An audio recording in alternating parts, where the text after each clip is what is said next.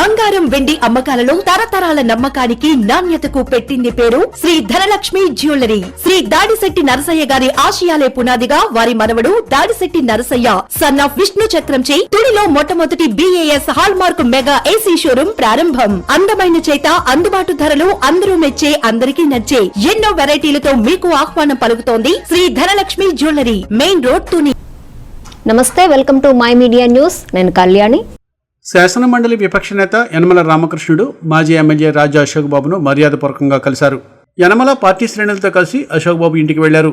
యనమలకు అశోక్ బాబు ఘన స్వాగతం పలికి సత్కరించారు. అనంతరం ఇరువురు నేతలు తాజా రాజకీయ పరిస్థితులపై కొద్దిసేపు ముచ్చటించారు. కాలు నొప్పితో బాధపడుతూ ఇంటి వద్ద విశ్రాంతి తీసుకుంటున్న తుని మున్సిపల్ మాజీ చైర్మన్ ఇనుగంటి సత్యనారాయణను శాసన మండలి విపక్ష నేత యనమల రామకృష్ణుడు పరామర్శించారు.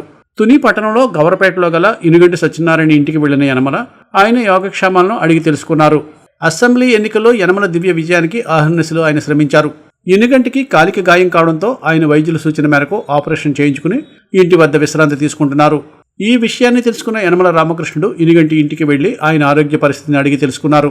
అనంతరం యనమల రామకృష్ణుడు గవరపేటలో అసంపూర్తిగా నిలిచిపోయిన కమ్యూనిటీ హాల్ను పరిశీలించారు. గౌర కులస్తుల నేతల విజ్ఞప్తి మేరకు కమ్యూనిటీ హాల్ నిర్మాణాన్ని పూర్తి చేస్తామని యనమల భరోసా ఇచ్చారు. ఈ సందర్భంగా యనమలను ఘనంగా సత్కరించారు. ఈ పర్యటనలో NDA కూటమి నాయకులు యనమల రాజేష్, కొయ్య శ్రీనుబాబు, రామచంద్రరాజు, చిరంజీవిరాజు, చోడిశెట్టి గణేష్, కుక్కడపు బాలాజీ, మండ గణేష్, సిద్ధాంతం సత్యబాబు, రామకృష్ణ, లంక సునీల్ తదితరులు పాల్గొన్నారు.